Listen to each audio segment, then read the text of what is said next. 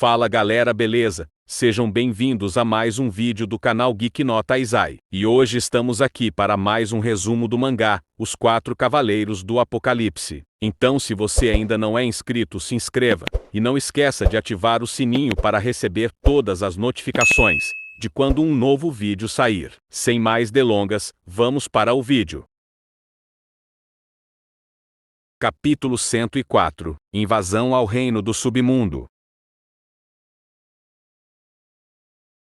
E após atravessarem a passagem, todos ficam deslumbrados com a grande paisagem do reino dos demônios. E se não fosse o bastante, todos ficam abismados com aquela grande estrutura, que se assemelha a uma colmeia, de acordo com Annie. Mas por algum motivo, Percival se recorda de algo, como um devaneio. E nessa lembrança, Percival surge junto a Zeldris, enquanto ambos observam aquele local. E Zeldris explica que aquela relíquia foi construída há mais de 3.000 anos, e que todos os buracos se conectavam a algum lugar de Britânia. E ele continua, dizendo que enquanto procura a passagem de onde Percival saiu, Percival poderia ficar ali com ele. E então, o pequeno Percival pergunta: "Com você, Zel?" E Zeldris confirma que sim, com ele, e com sua grande amiga Gelda. E com uma expressão pensativa, Percival se perguntava de quem seria aquele nome. Zeld? E Annie, curiosa, pergunta a Percival no que ele estaria pensando, mas percebendo de maneira rápida, Annie diz que também acha aquela vista impressionante. E Percival afirma que aquelas passagens levam a diferentes partes de Britânia, e que foram construídas há muito tempo atrás. E o grupo espantado pergunta a Percival como ele sabia daquilo, mas Percival muito menos sabia do porquê, e Annie, preocupada, pergunta a Percival se ele estaria bem. Mas do nada, algo estranho acontece, e os nossos heróis são simplesmente arremessados para longe por uma rajada de vento. Todos eles começam a cair para o seu fim. E em meio àquela queda, Ioladio começa a explicar que a rajada de vento de antes serve para soprar quaisquer obstruções, mais precisamente, intrusos ou cadáveres, mas Xion não parece gostar muito de ser referido como uma obstrução. E após se transformar, Ioladio pede para Xion segurar sua mão, mas Xion se recusa, afinal, ela era do clã dos demônios. Mas Ioladio direta questiona o rapaz se ele preferiria morrer ao invés disso. E sem escolha, Xion então segura a mão de Ioladio, e preocupado ele então chama por Tristan. Mas em seguida ele percebe que além de Ben, Isolde estava em seus braços, o que deixa o rapaz bem furioso.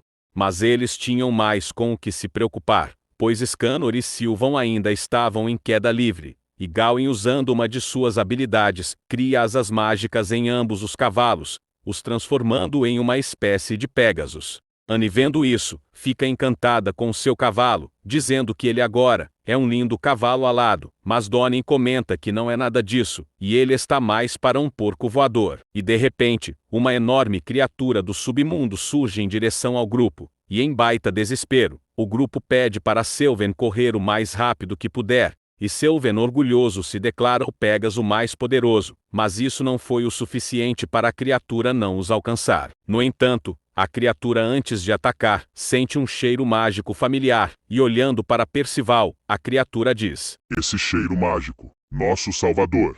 E de longe, assistindo tudo, estava Lancelot, que já estava sacando seu arco para ir ajudar seu companheiro. Mas ao ser chamado por Tristan, eles percebem que se encontravam em uma situação complicada, pois estavam cercados por um exército de demônios, liderados por Belion. E o líder direto pergunta quem seriam eles, e o que eles queriam ali, e dependendo da resposta, eles poderiam ser aniquilados naquele exato momento. Mudamos de cenário.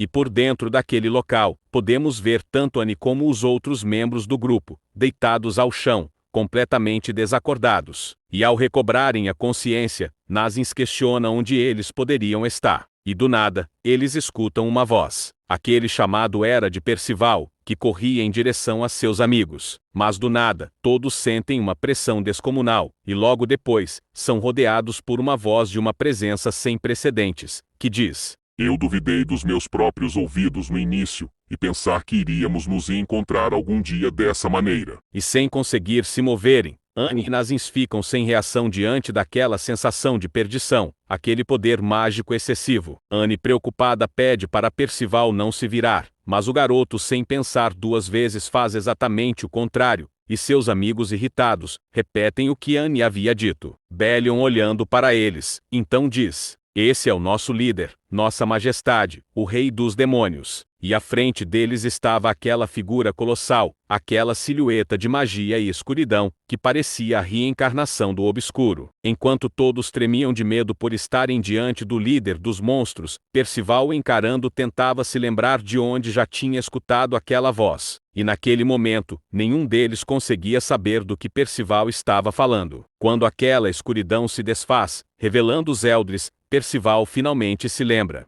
"Nos encontraremos novamente algum dia, Percival." E Percival, encarando os Eldris, então pergunta: "Zeld?" E Zeldris, contente, então responde: "Na verdade, meu nome é Zeldris. Você me chamava assim antes, quando era mais novo." E enquanto Percival estava feliz por ter reencontrado os Eldris, todos estavam surpresos por Percival conhecer o atual Rei dos Demônios. E tivemos aí mais um pouco da história de Percival revelada, o que dá a resposta para nós, do porquê o Percival conhecia a língua dos demônios tão bem. E vocês notaram que, ao serem arremessados da entrada do submundo, a espada de Percival voou para longe? Eu imagino que isso irá dar caminho para um grande plot na história, e que também irá acarretar em grandes acontecimentos decisivos para o futuro da trama. A história continua no capítulo 105, nomeado Bem-vindos ao Reino do Submundo.